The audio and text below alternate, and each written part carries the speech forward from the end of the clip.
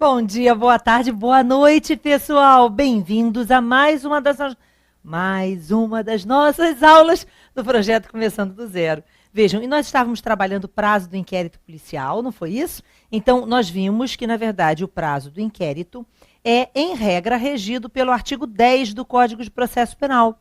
E o artigo 10 do CPP estabelece que o prazo do inquérito é de 10 dias se o indiciado estiver preso e de 30 dias se o indiciado estiver solto.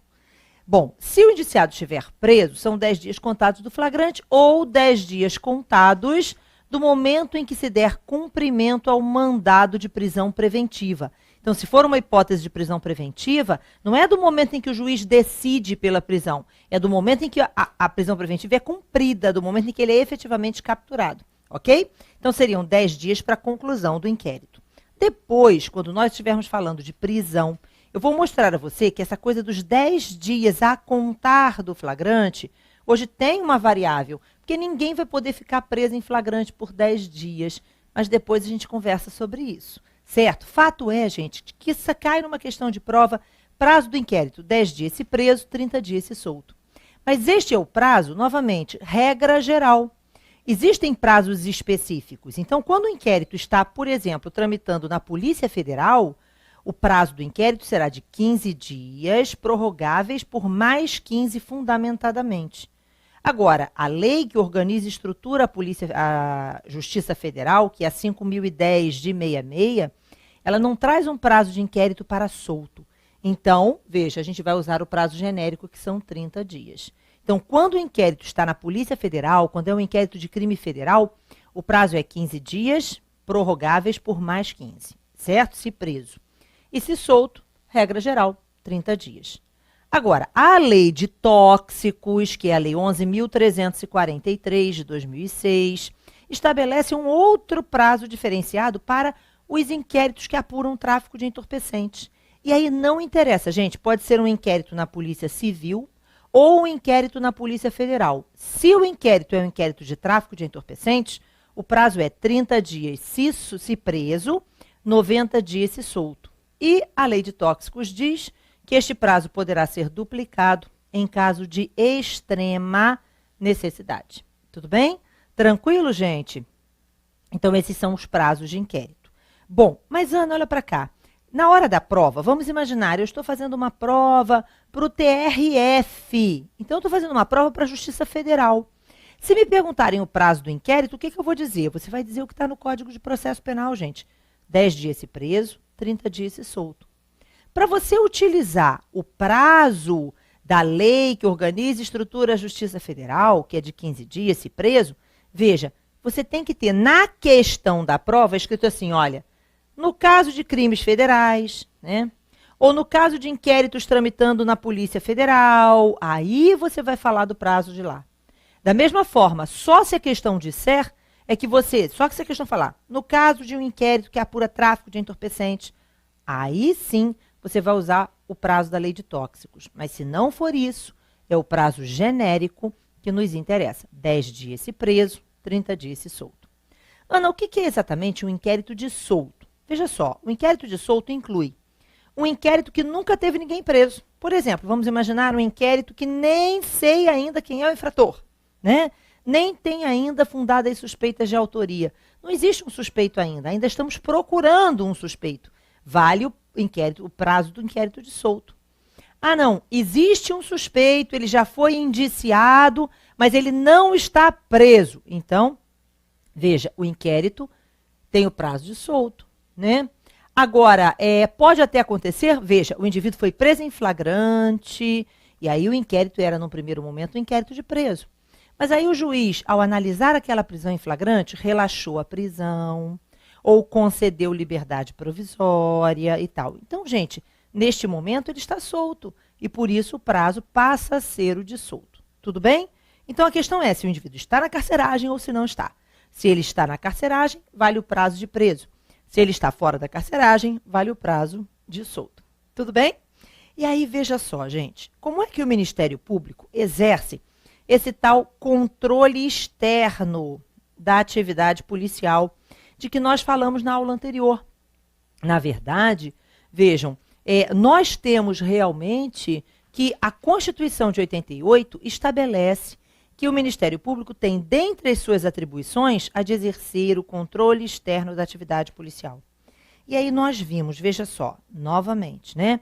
Eu tenho um inquérito policial, que uma vez instaurado tem um prazo para sua conclusão. E o artigo 10 do Código de Processo Penal, no seu parágrafo 1º, diz que o inquérito será remetido ao juiz. Mas também já falamos que existem alguns estados em que ele vai direto para o MP, né? Mas vejam, regra geral, o inquérito vai para o juiz. O juiz abre vista ao Ministério Público, porque o juiz vai pegar esse inquérito, vai examinar, vai verificar que o Ministério Público ainda não se manifestou. E o judiciário é inerte. O titular da ação penal é o Ministério Público. Regra geral, né? Se o crime for de ação penal pública.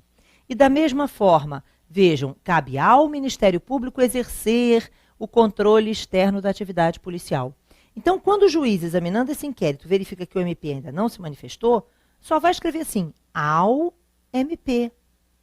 E aí vão mandar para o gabinete do promotor de justiça. E aí o promotor analisa esse inquérito e verifica se ele já preenche os requisitos necessários ao oferecimento da denúncia. Se estiverem presentes aquilo que nós chamamos de condições para o regular exercício do direito de ação, o MP vem aqui e oferece denúncia.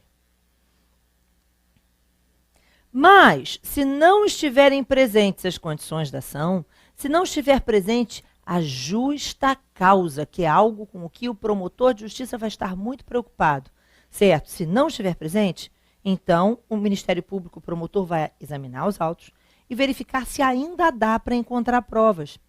Se ele entender que a investigação ainda pode avançar, ele vai pedir que esse inquérito, ou determinar que esse inquérito seja devolvido à delegacia para dar continuidade à investigação. E aí o promotor de justiça vai chegar e vai dizer assim, olha, requisito que sejam realizadas tais diligências. E vai dizer lá quais são as outras diligências que ele acha que devam ser realizadas pelo delegado. Sem prejuízo, obviamente, de que o delegado lá entenda também por outras, né? Então, ele requisita a devolução dos autos de inquérito à delegacia quando a tramitação é direta entre o Ministério Público e a delegacia. Mas, nos estados em que passa pelo juiz, ele vai requerer ao juiz que devolva o inquérito para a delegacia requisitando as diligências tais e definindo um prazo para essa devolução. E aí o juiz vai devolver, ou o juiz ou o MP direto, veja, vai devolver o inquérito para a delegacia estipulando um novo prazo para a continuidade dessa investigação e realização dessas diligências. E aí o MP pode estipular o prazo que ele achar que é conveniente para essas diligências, certo? O delegado, então, recebe esse inquérito e agora passará a estar condicionado a este novo prazo, e não mais aqueles 30, 10 e tal, certo? Agora é importante que a gente saiba o seguinte, se o indiciado estiver preso e houver necessidade de devolver o inquérito para a delegacia para continuar a investigação, a prisão vai ter que ser relaxada.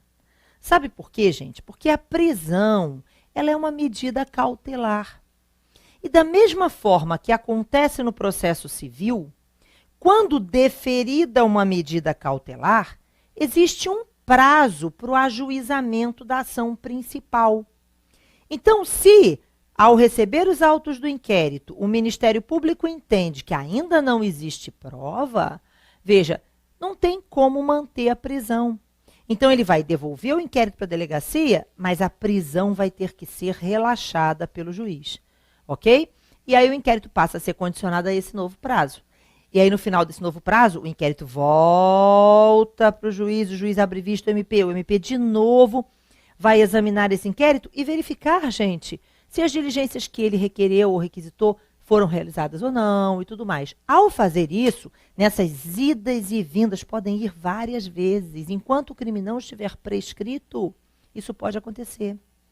Então, nessas idas e vindas, idas e vindas, idas e vindas, idas e vindas para a delegacia, e toda vez que o Ministério Público examina o inquérito, verifica o que foi feito e o que não foi feito, ele está, de alguma forma, exercendo o controle externo da atividade policial.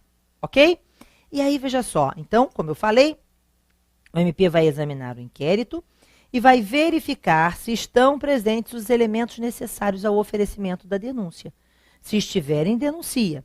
Se não estiverem, devolve o inquérito à delegacia ou, vamos imaginar, que ele verifique o seguinte: poxa, esse inquérito já pesquisou o que tinha que ter sido pesquisado, não tem mais nenhuma chance, que não estou vendo nada aqui que dê chance desse inquérito continuar girando aí, porque não, a princípio o delegado já fez tudo que era possível e não houve ainda a prova da infração indício de autoria. Então, nesse caso, o Ministério Público vai requerer o arquivamento. E aí lá atrás, quando nós falávamos do destinatário do inquérito, nós mostramos a vocês, né, que na verdade, quando o MP oferece denúncia, oferece ao juiz. Quando ele pede o arquivamento ao juiz. Então acaba que em algum momento, de uma forma ou de outra, o juiz vai receber o inquérito para examinar, certo? Então o primeiro destinatário do inquérito é o MP, o destinatário postergado, posterior, mediato, é o juiz. Tudo bem? Beleza. Mas aí vamos prestar atenção. Agora, a gente precisa falar sobre o arquivamento do inquérito. E para o arquivamento do inquérito, eu vou precisar exatamente deste gráfico, só que com o restante dele. Então, ele está aqui neste material. Vejam, então aqui temos o gráfico que trata do arquivamento do inquérito policial. Ocorre que esse gráfico do arquivamento, ele na verdade, gente, aí vamos prestar muita atenção nisso. Ele é muito pequenininho, né, com as letrinhas muito miúdas. Imagine você, veja, assistindo essa aula num notebook de 11 né, polegadas, a tela, certo? Ou num tablet, ou até mesmo no seu celular, você não está enxergando nada do que está escrito aí, não é verdade? E tal. Então, o que a gente vai fazer? Nós vamos dividir essa tela aqui, ó, em duas assim, tá? Ó, certo? Uma parte está aqui, uma parte está aqui. Certo? É o mesmo esquema, este. Opa, este. A diferença é que eu cortei ele no meio e coloquei em 2 slides. Tudo bem? Então, vamos nós. Veja só. Novamente. O inquérito é dispensável. Então, eu posso ter um inquérito ou posso ter outras peças de informação. Bom, o inquérito ou as peças de informação são remetidos, né? É remetido ao MP. Beleza. Fato é, gente, passando pelo juiz ou não, certo? Mas fato é que, chegando nas mãos do Ministério Público, na forma do artigo 46 do CPP, o Ministério Público tem 5 dias se o indiciado estiver preso. 15 dias se o indiciado estiver solto. Mas o artigo 46 diz que o Ministério Público tem este prazo para oferecer denúncia. Só que o Código de Processo Penal é de 1941, é muito antigo. Esse prazo, gente, de 5 dias se o indiciado estiver preso, de 15 dias se o indiciado estiver solto, previsto no artigo 46, não é para o MP oferecer denúncia. É para o membro do Ministério Público examinar o inquérito e definir se as condições da ação estão presentes ou não. Se estiverem presentes, ele tem que oferecer a denúncia. Mas se não estiverem presentes, ele não pode oferecer, né?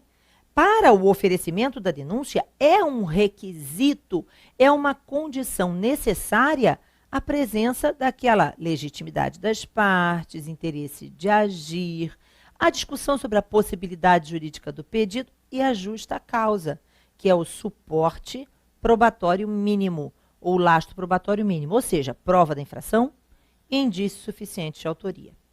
Então, se estiverem presentes, beleza, ele tem que oferecer a denúncia. Mas para oferecer a denúncia, ele precisa disso. Então, se não estiverem presentes, ele não pode oferecer. E aí ele vai ter que pedir o arquivamento, ou devolver o inquérito para a delegacia para continuar a investigar. Fato é que, veja bem, este prazo do MP é, portanto, um prazo para que o membro do Ministério Público forme o que nós chamamos de opinio delicti. E o que é essa opinio delicti, gente? Opinio delicti é exatamente a opinião sobre o crime, sobre se estão ou não presentes os requisitos ao oferecimento da denúncia. Novamente, se presente oferece a denúncia, se ausente não oferece, podendo requerer o arquivamento ou devolver os autos para a delegacia. E aí vai depender se existe chance ou não de se buscar mais provas. Ok? Beleza. Mas vamos lá. Quando o Ministério Público entende que as condições da ação estão presentes, ele vem e oferece a denúncia. Certo? E aí, vejam, oferece a denúncia a quem? Oferece a denúncia ao juiz. Tranquilo. Mas, reparem, toda vez que uma denúncia ou uma queixa-crime é oferecida, o judiciário é provocado. O judiciário é inerte.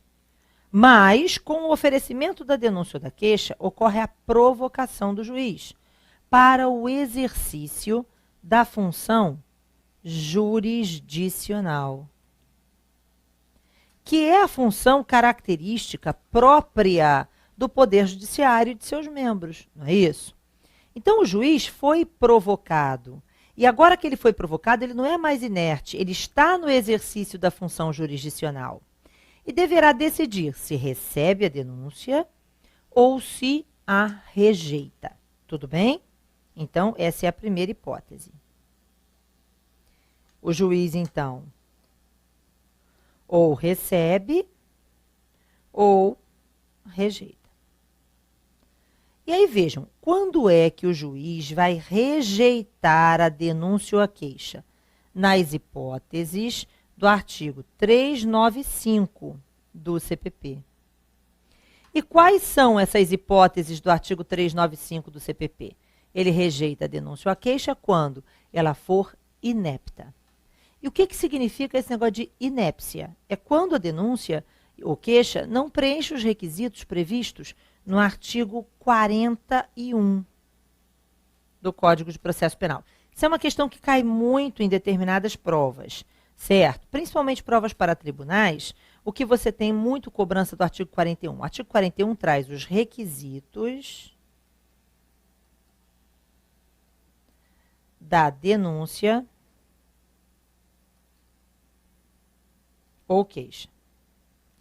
E dentre estes requisitos, nós temos, veja, a indicação de que, na verdade, o Ministério Público, ao oferecer a denúncia ou a vítima ao oferecer a queixa, tem que narrar pormenorizadamente a conduta que está sendo imputada, da qual está sendo acusado o agente, para viabilizar o exercício da ampla defesa do contraditório.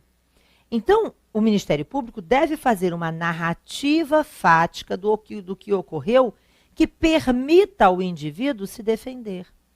Se isso não está preenchido, se esse requisito não é satisfeito, a gente diz, a denúncia não é apta ao recebimento.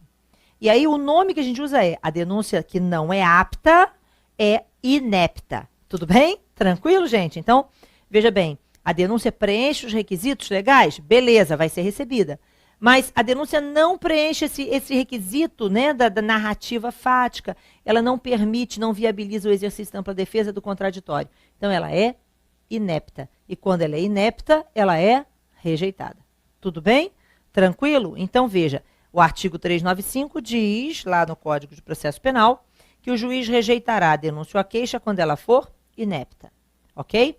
Mas também diz que o juiz rejeitará a denúncia ou a queixa quando estiverem ausentes os pressupostos processuais e as condições da ação. E aí, lembrando, pressupostos processuais, existem os pressupostos de existência e os pressupostos de validade.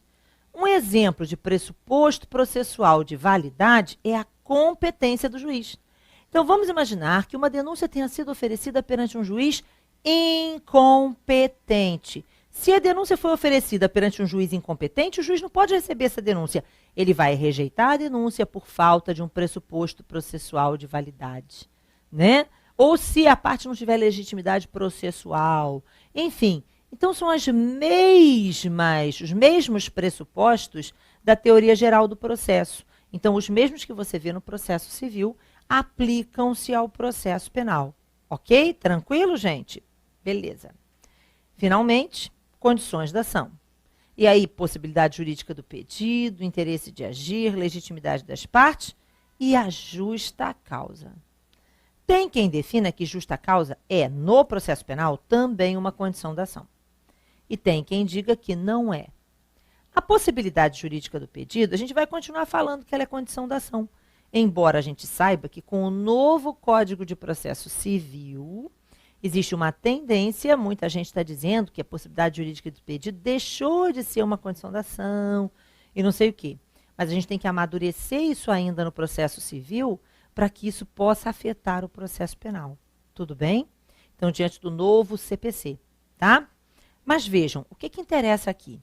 O que interessa é o seguinte, se estiver ausente um pressuposto processual de existência ou validade, se estiverem ausentes as condições da ação e a justa causa, o juiz rejeita a denúncia. Agora, se estiverem presentes, aí o juiz recebe a denúncia, instaurando o processo. O processo crime se instaura no momento em que o juiz diz, recebo a denúncia. Ok? Neste momento ocorre a instauração do processo. Ficou claro? Beleza.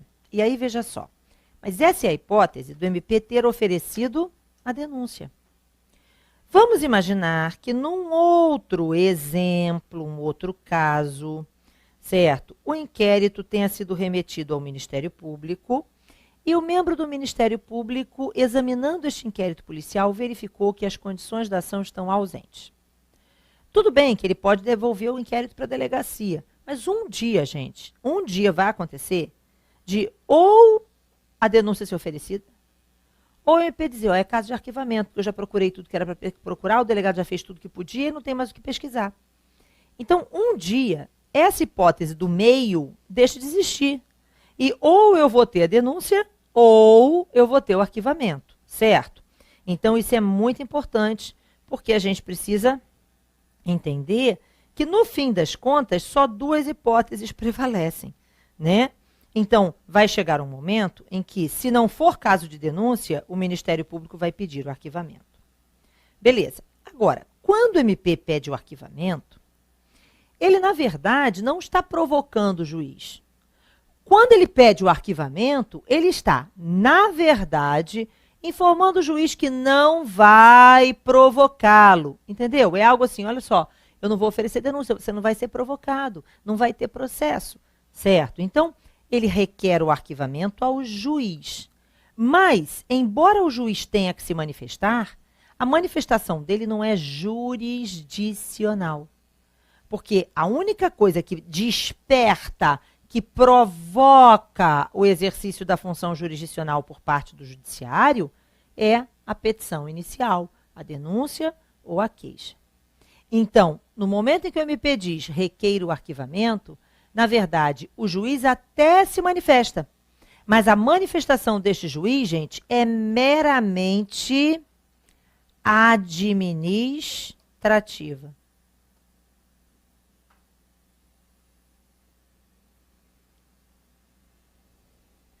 Mas, Ana, você disse que é o juiz, espera aí, não é uma função judicial? Não, judicial ela é, porque ele vai ter que se manifestar por escrito, né? E, na verdade, emana do pulso de um juiz, é judicial, mas não é jurisdicional. Reparem, juízes exercem inúmeras atividades de natureza administrativa, dentre elas esta, de se manifestar sobre o pedido de arquivamento do inquérito. E outras, até às vezes, bem simples, como, por exemplo, dar férias ou não, concordar ou não com as férias do oficial de justiça que atua naquela vara, né? Ou, enfim, as tarefas administrativas dentro do cartório daquela vara criminal, certo? Então, juízes exercem atividades administrativas também, embora a função para a qual o Poder Judiciário existe seja a função jurisdicional. Tudo bem? A função típica do Poder Judiciário. Então, é uma função judicial, sim, mas é uma função judicial atípica, é uma função judicialiforme, digamos assim. Ele está exercendo um papel de natureza administrativa. E por que o juiz participa? Por que o juiz vai ser ouvido? Porque, na verdade, gente, veja, sempre um órgão tem que fiscalizar o outro. Vejam, a Constituição não diz lá atrás que o Ministério Público exerce o controle externo da atividade policial? Pois é, então alguém tem que exercer o controle sobre a atividade do Ministério Público. Como eu falei, quando o MP recebe os autos de inquérito, se as condições da ação estiverem presentes, ele tem que oferecer denúncia. Então, agora, alguém tem que examinar se o Ministério Público está realmente pedindo de forma correta o arquivamento.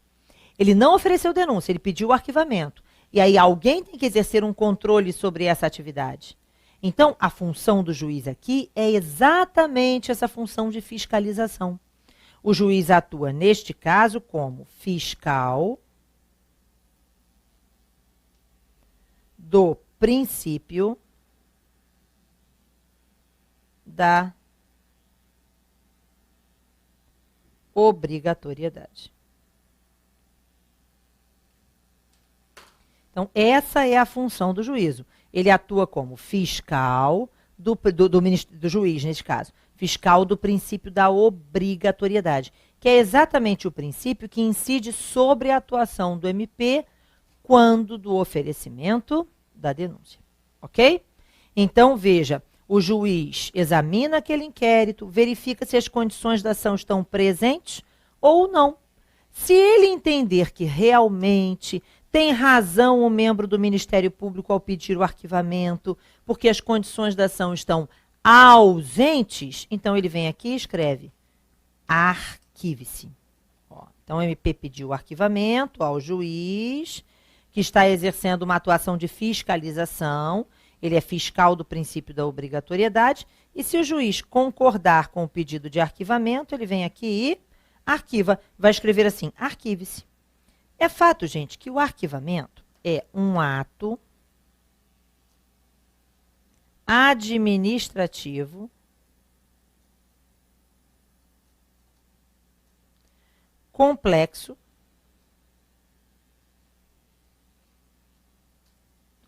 ou composto.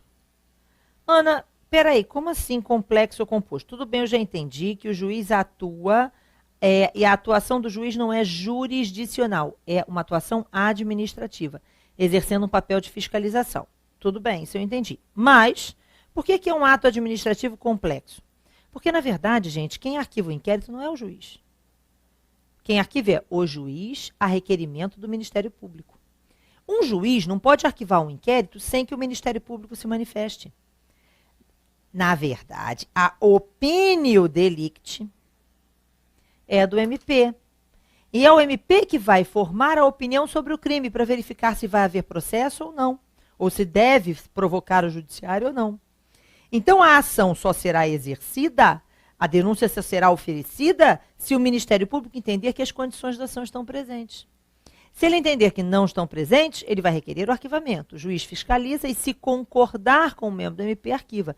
Então, para que o ato de arquivamento de um inquérito se concretize, eu preciso que as duas instituições participem, as duas instituições se manifestem. É preciso que o MP requeira o arquivamento e o juiz, entre aspas, o homologue. Então, ele está exercendo um papel meio que homologador, entenderam?